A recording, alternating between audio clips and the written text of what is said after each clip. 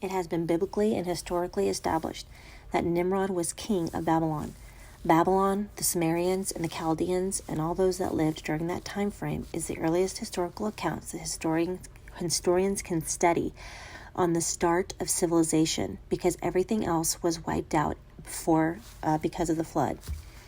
It is also recorded that after the decline of Babylon, the priests and the people who spread out throughout the regions each brought the religion and the belief systems that Nimrod had originally established in his kingdom of Babylon or Babel.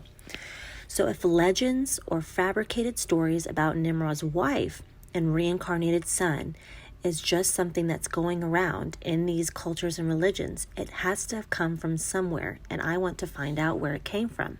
What part of this story has truth in it? Yes, the story of Nimrod and his wife could be altered or changed throughout history, but so has Nimrod's original religion from the beginning of time. Each culture changed the story depending on their language and their perception of what happened originally in Babylon, and then could have gotten altered as the story went on throughout the centuries.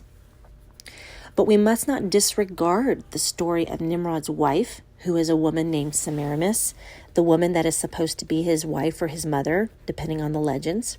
While we don't have all the answers and information, we can gather a few clues and connect the dots to find some truth. So let us begin. According to ancient Babylonian traditions, Nimrod's wife was named Semiramis. The Bible does not mention Nimrod having a wife or that her name was Semiramis. However, I have found that she actually is mentioned in the Bible several times, referenced as the Queen of Heaven. The Queen of Heaven is referenced several times throughout the Bible. For example, Jeremiah 44:15 through 19.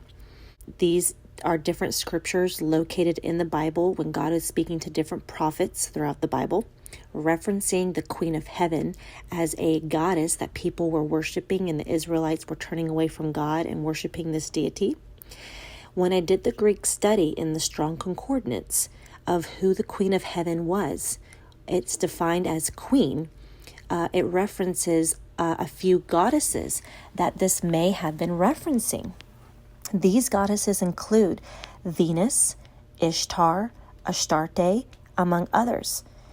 So if Nimrod became Osiris of the Egyptians, Apollo of the Greeks, and these different gods throughout these different cultures, then his wife would become Isis of Egypt, Venus of Rome, Ishtar of Syria, Astarte, and on it goes.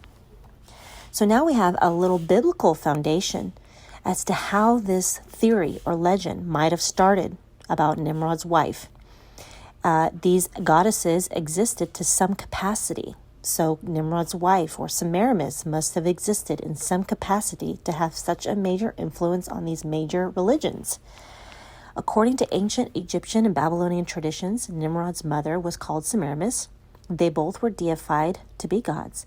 And apparently she had another son named Tammuz, spelled Tammuz. She said was the reincarnation of Nimrod after Nimrod died. Tammuz became deified as a god as well. According to the cult of Ishtar, Tammuz was conceived by a sunbeam, a counterfeit version of Jesus' virgin birth.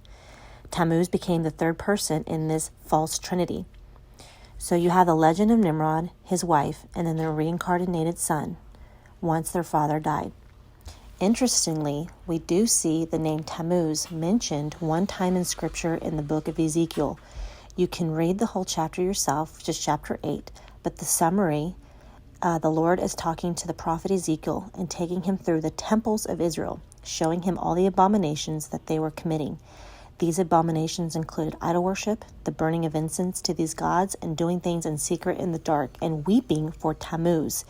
It states in Ezekiel 8:14 as, quote, "Then he brought me to the entrance of the north gate of the house of the Lord, and behold, there sat women weeping for Tammuz," end quote. Devotion to Semiramis has been well documented throughout history.